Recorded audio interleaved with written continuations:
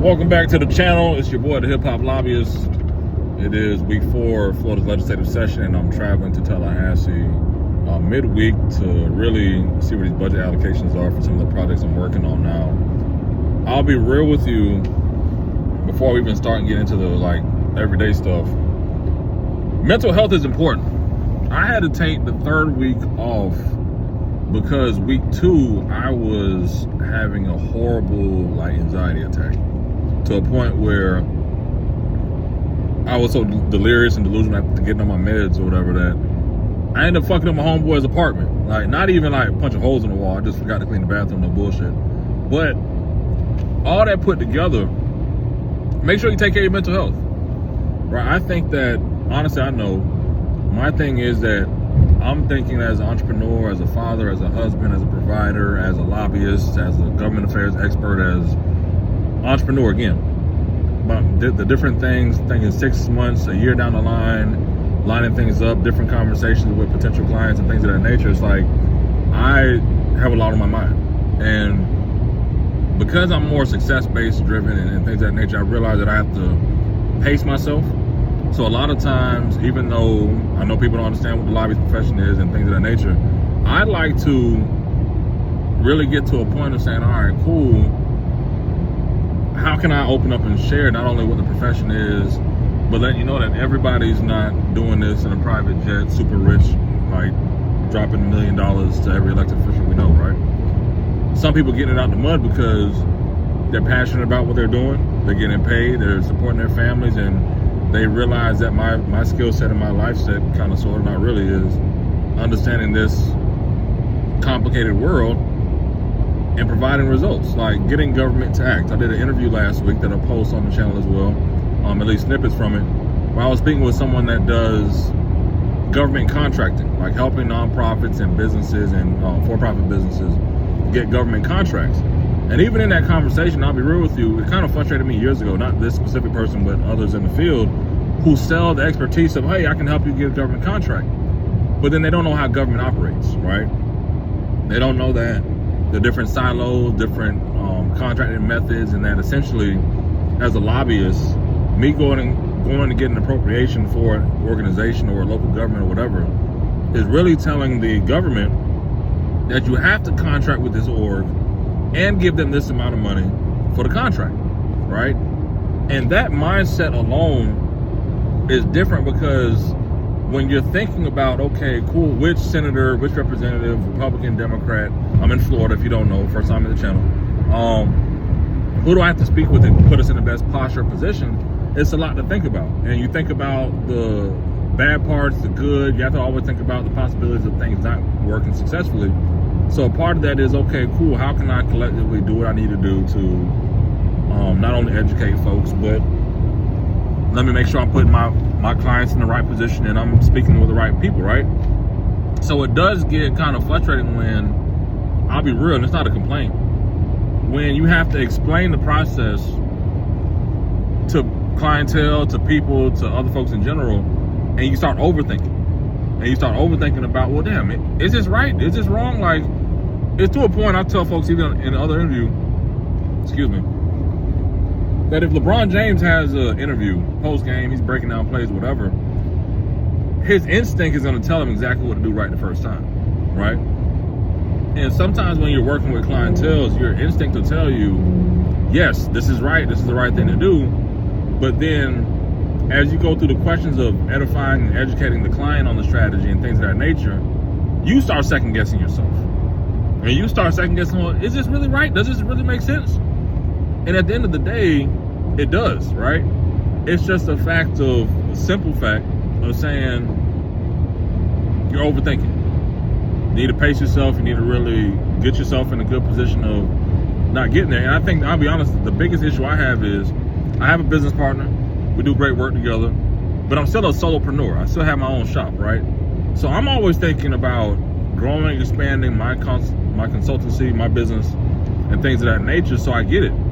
But then,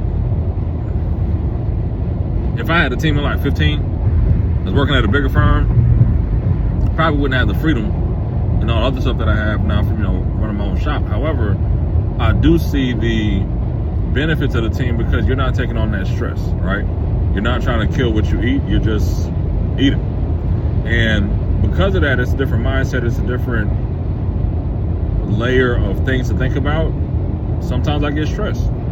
And I try not to overexert myself by traveling all the time, being on the road, away from the family, away from my bed, my video game, my Xbox and all that good stuff. I bring my meds, but I don't want to be medded up. I don't want to be on Prozac and Xanax and all the other shit that the doctor recommends to slow my body and brain down. Sometimes I want to keep going, right? Because naturally it's just who I am. But then at the same time, I also realize that we live in a society today where we're overexposed to things. We're overexposed to social media, other people's life, other people's achievements, other people's failures, the successes. When somebody has cancer, when somebody dies, you know. And I think those whirlwind of emotions to where you're checking in and saying, "Oh, whose birthday is it today? Happy birthday! I don't like this person. Fuck their birthday." Right? Oh yeah, they didn't say happy birthday to me, so I'm gonna say happy birthday to them. Or somebody passed, somebody got a new job. I need a new job. You know, oh they're traveling. I need to travel. I haven't been over. You know, you start to think about different things because it's not just one or two people or me myself sharing the thoughts. It's realistically what happens. You feel me? Like people get into a comparison game, then the mental part of whatever they're going through kind of comes out. So my thing wouldn't even be watching other people. It's just I'm overthinking. I gotta get up Tuesday to Thursday. Oh, my wife is testing, you know, because she's a teacher and things of that nature. So maybe I gotta do Monday, Wednesday. Who do I have to meet within that Monday, Wednesday? Like, am I living up to the standard? Am I, you know, imposter syndrome? Whatever it could be, right? And those little things start to creep in and they sit, and for some odd reason, they're hard to get away with, right? They're hard to just break off and say, you know what, damn, let me just stop thinking about this shit.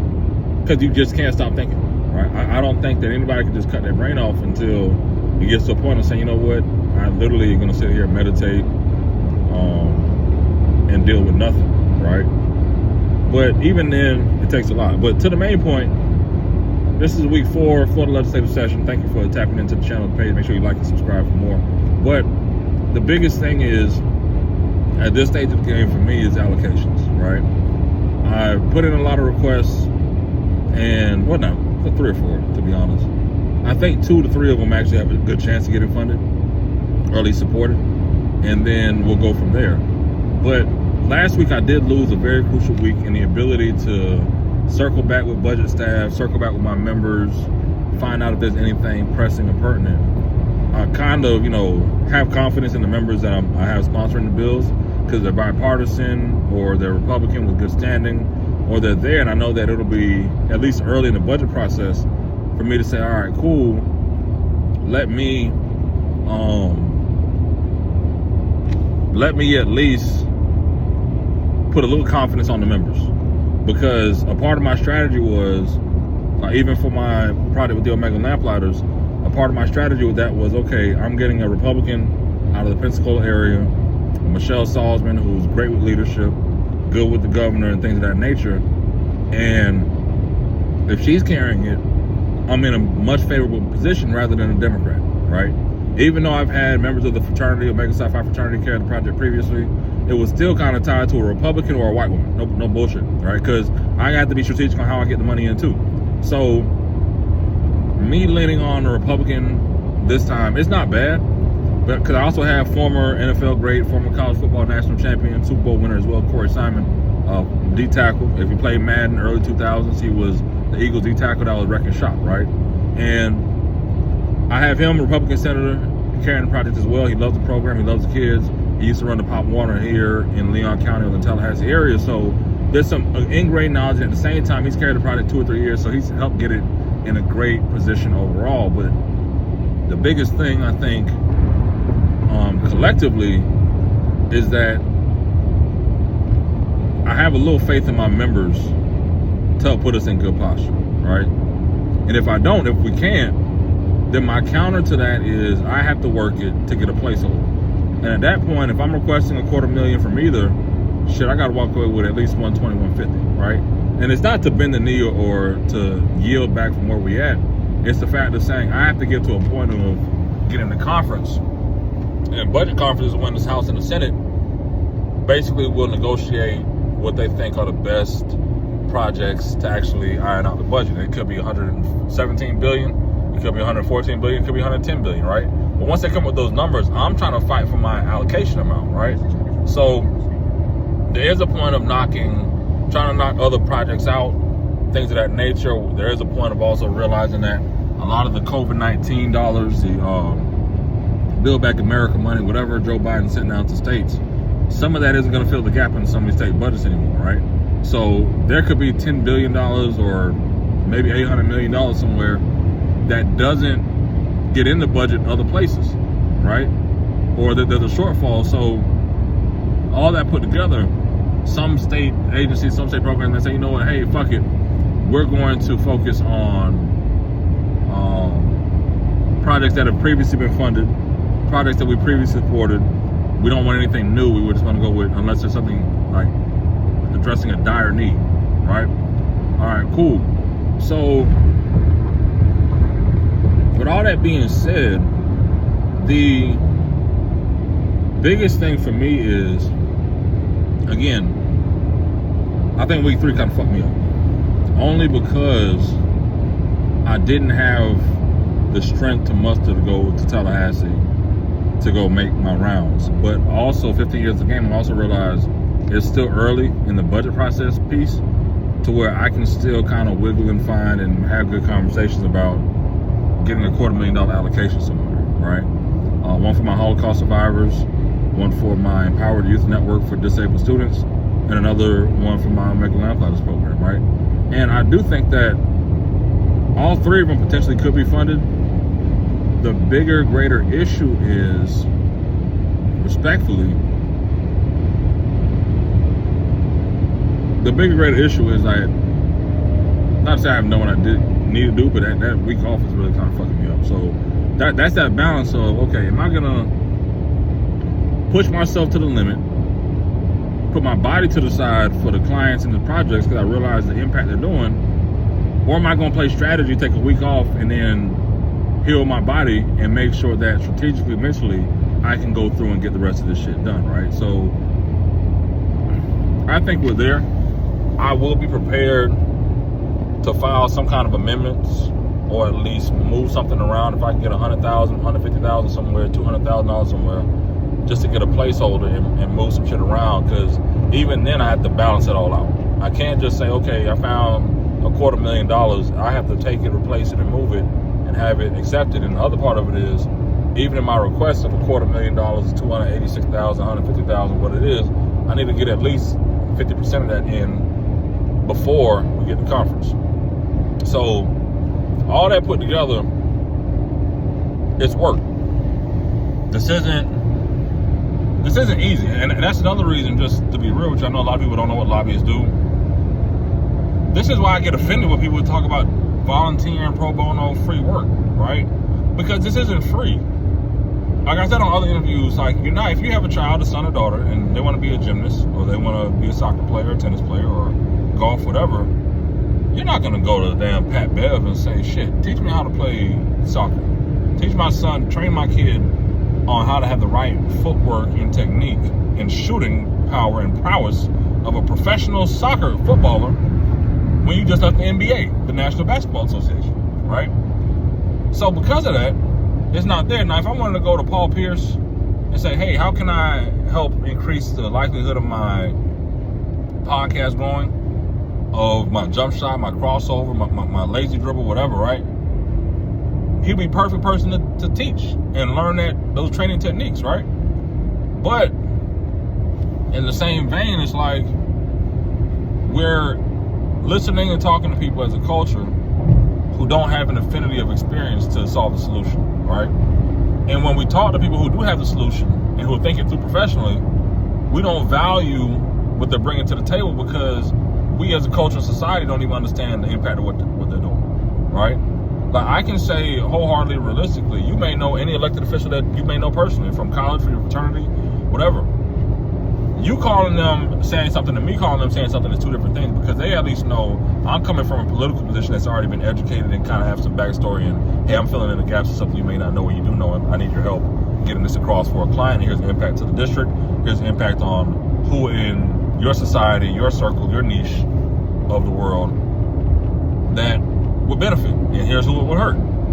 and helping educate the members. Say, you know what? Well, I've heard to talk to this people. I heard to talk to that person. This is that ABC XYZ. That ends up being amazing, right? But there's expertise to that. The relationships, whether it's Republican, Democrat, black, white, Hispanic, whatever, that's what you're paying for. That's the value that we bring to the table, saying, you know what, hey, we're not just run-of-the-mill politicians. We know the politicians, we know the players, we know the games, we know how to push things forward, but there has to be an added value. There has to be someone who is taking the time to learn exactly what's happening in the process, taking time to actually influence things in the process, and then at the same time, pushing the needle to say, this is exactly what we need in our society. What we have now are people who just honestly come to the Capitol, no guidance, no kind of nothing besides yelling with their hot ass breath, right? And because of that, they diminish the value of what's possible because they're looking at it as nothing happening here is benefiting my community. When in reality, you don't have the strategy or the knowledge base or the wherewithal to change your community because you don't even know the basis of the process, right? But either way, that's just some of my 2 cents as I'm driving to Tallahassee, my weekend life with Lobbyist. Please make sure you like and subscribe and leave your comments in the comment section below, because what I want to do, one, I need to post more consistently, to be real, but at least giving you my authentic 2 cents and my pieces. I'm driving every week to Tallahassee and Jacksonville and other parts of the state to just share with you some of my 2 cents and what I believe is impacting the culture, but also sharing a glimpse into the life of a lobbyist, because I know that a lot of y'all don't know what a lobbyist is. But either way, again, make sure you like and subscribe for more. It is a hip-hop lobbyist. I'm out.